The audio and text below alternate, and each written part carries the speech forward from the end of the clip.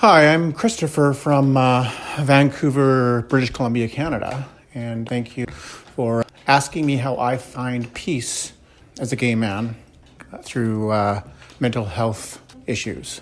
I'm glad this was asked. I'm currently struggling right now with some high functioning anxiety, which I've struggled with mostly throughout my life. What I've found that's been extremely beneficial for my health and well-being emotionally, physically, spiritually, is getting out in nature. I have this grand park called the Pacific Spirit Park that we have near the University of British Columbia.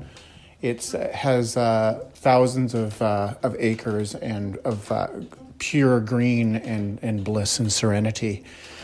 What I have found is part of my healing process is to take meditative music on podcasts, but basically podcasts or Spotify, listen to it while I walk and look into the serenity visually. At the same time, having the auditory sensations of relaxation as well as I'm training myself to breathe better and becoming a little bit more aware of my surroundings and of my breathing and trying to be more present. Growing up as a gay man has been obviously a challenge with respect to being judged, not knowing if your family's going to disown you or not, and basically being raised to be less than and marginalized. So as 43 years old, I'm still entangling that brainwashing of negativity as we progress on our journeys, hopefully together as one unit.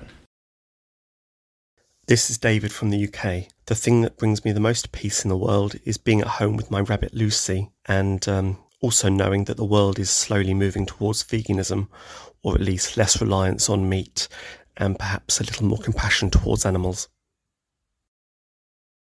Hello everyone! My name is Remy Sandel. I am based in Riverside, a city near Los Angeles, California. I truly believe that as a gay community, we have come a long way. And I thank and I honor every person who has made it a much safer place for us to be gay and proud. But I also believe there is still much healing needed. We gay men have experienced so much pain, rejection, and humiliation. We can label each other as masc or femmes, but we are more than that. We can start by realizing we are still wounded and afraid. We must understand we have become a distorted version of who we think we are simply because we want to be accepted and welcome. Who wouldn't? I know that every single decision we make every day brings a consequence. So I decided to make some changes. I give up hooking up for introspection, smoking weed to try to fall asleep at night for meditation, sad music and booze for contemplation. Looking back, I can see a very lonely boy wanting to be heard and accepted. All of this makes me think of a Kirsten Butler quote that says, "You are not here to make others understand you. You are here to understand yourself."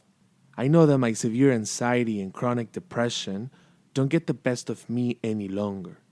I give thanks to meditation, breathing exercises, eating clean, aromatherapy, and conversations with nature. Taking the time to be present and grateful allows me to keep going.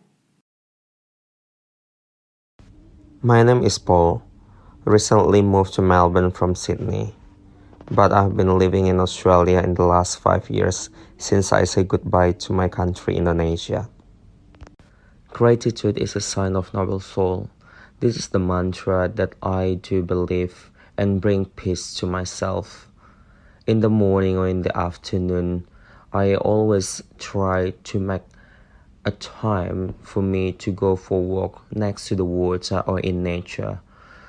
Start reflecting what's happening in my life or just maybe during the day and see what's the good thing happening in my life instead of focusing for negativity or focusing for everything that's still not happening but I want it to happen in my life. Being grateful for what I have and what's happening in myself, it brings me the joy. It helps me to stop expecting what may happen or may not happen in my life. Sometimes you think material things give you peace, but the reality is that you can't buy peace. Peace is a state of mind, and no money or material thing can fulfill this feeling. When I'm doing art, I feel peace because I'm not thinking about the past or the future. I'm focusing in the present. It's kind of a meditation. What brings me peace? Practicing piano, meditating morning and evening, engaging in my daily gratitude regimen, listening to podcasts such as yours that instill hope and inspiration. I'm at peace when I practice on the tennis court or when I play doubles. When I listen to forehand music or jazz, I am at peace.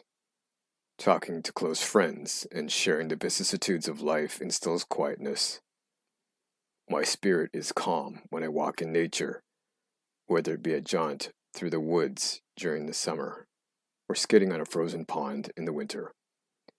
I am at peace when I know that gentlemen such as yourselves, Mitch and Goran, understand my plight, the plight of being different.